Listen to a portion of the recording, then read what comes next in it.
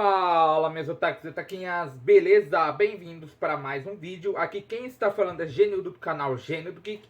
E hoje vamos falar de um anime que vai contar a história de Akiteru. Um rapaz que acredita que quando uma garota o provoca, é porque ela gosta dele. No entanto, ele percebe que essa teoria, referente a isso, só não se aplica a ele, já que todas as garotas que ele conhece o tratam com desprezo. Sem sucesso em seus relacionamentos, enquanto tenta se concentrar em um projeto de desenvolvimento de jogo com os seus amigos, Akiteru se vê envolvido numa situação um pouco mais complicada, uma situação inesperada, assim que digamos que é meio que uma comédia romântica. E estou falando de A Irmã do Meu Amigo Só Me Irrita. Então já solta o dedo no like, já comenta embaixo, já compartilha o nosso vídeo, porque hoje ele será épico. Então, vamos embora!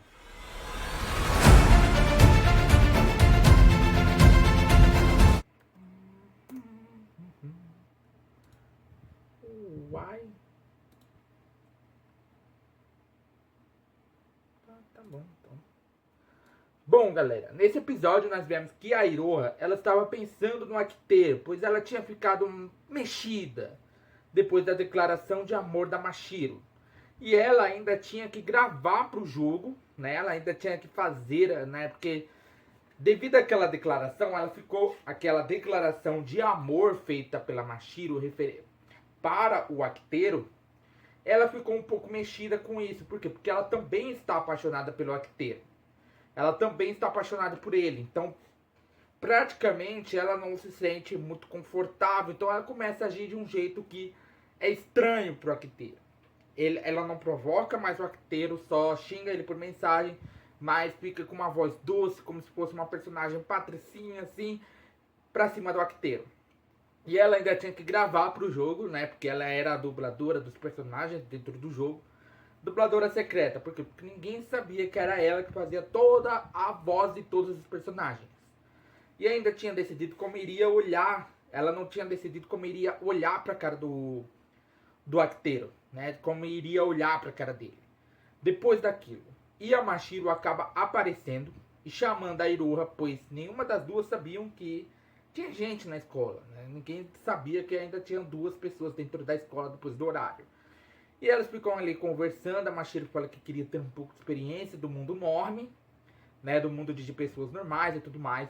Como eles chamavam e ela chama a Iroha para irem para casa juntos, né? Só que a Iroha lembra que ela teria que se encontrar com o Akiteru no mesmo parque que eles se encontraram, que ele começou a ser produtor dela, né, nesse quesito de dublador e tudo mais, né, para poder gravar os personagens do jogo. Mas ela estava agindo como se fosse uma diferente do que ela, né? Como se fosse diferente do que ela era normalmente. E isso acaba incomodando o Akiteru, tanto que ele pede para que ela volte a ser a mesma Iroha que sempre provoca ele, que sempre faz algumas piadas, que sempre tenta fazer ele passar vergonha na rua ou em qualquer outro lugar. E ela fala que não tinha nada errado com ela.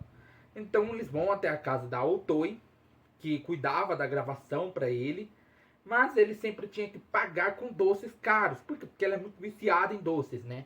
Eu vou aqui rapidão.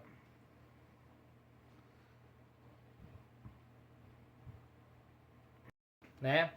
E aí, quando eles chegam na casa da Otoi, né, ele tinha combinado com a Otoi a forma de pagamento. Ela é muito viciada em doces, então ele simplesmente fala que iria pagar com os doces mais caros que ele comprasse, né? Ele acaba levando uma sacola com um bolo, um cheesecake, não sei, né? De uma loja que é bem cara, né? De uma loja que é bem cara. E aí ele acaba entregando o roteiro para a Iroha. Ela entra na sala, lê o roteiro. A Otoi acaba meio que brigando com o Akiteru, pois ela deveria ter dado esse roteiro para ela dias atrás, né? Uma semana antes, e não em cima da hora. Mas ele tinha confiança na Iroha, sabia que ela poderia fazer isso daquele jeito. E aí eles começam a gravar. Só que a Iroha, por conta da declaração de amor da Mashiro, ela estava tão diferente que até na gravação do coisa ela acaba meio que agindo como ela estava agindo com o Akiteru. né? Os personagens que deveriam ser de tal personalidade acabam agindo como se fossem ela com ela mesma, no caso, e isso acaba irritando o Akiteru, que quase disse coisas que não devia pra ela. Por sorte, a Utoi sabia que ele ia fazer isso e colocou um pirulito na boca dele, no caso, né? E ela pegou esse pirulito da boca dela e meio que deu um beijo direto no Akiteru, né, para impedir isso. E quando a Iroha saiu, ele pede para ficar um tempo assim, que eles iriam gravar um outro dia. A Otoi chama o Akiteru para conversar sobre o que estava acontecendo. Ele conta tudo. A declaração de amor da Mashiro com a própria Iroha acabou ficando diferente depois disso. E a Otoi entende que tinha acontecido, mas ela não sabia nada sobre romance, ela não sabia nada sobre isso. Ela não sabia agir de forma romântica, não sabia o que era romance. E ela aproxima o Akiteru do seu peito, ela simplesmente pega ele pelo pescoço e aproxima ele do seu peito. Pergunta se ele estava ouvindo o coração dela. Mesmo que ela tivesse um ideal, que ela não gostasse de romance, mesmo que ela tivesse qualquer ideal, o seu corpo não obedece. Ou seja, ali quando ela está perto de um garoto, o seu coração fica acelerado, né? E poderia estar acontecendo a mesma coisa com ele. Por quê? Porque ele poderia ter um ideal, mas o seu corpo não obedece, entendeu? Então, e aí ele entende o que ele deveria fazer, né?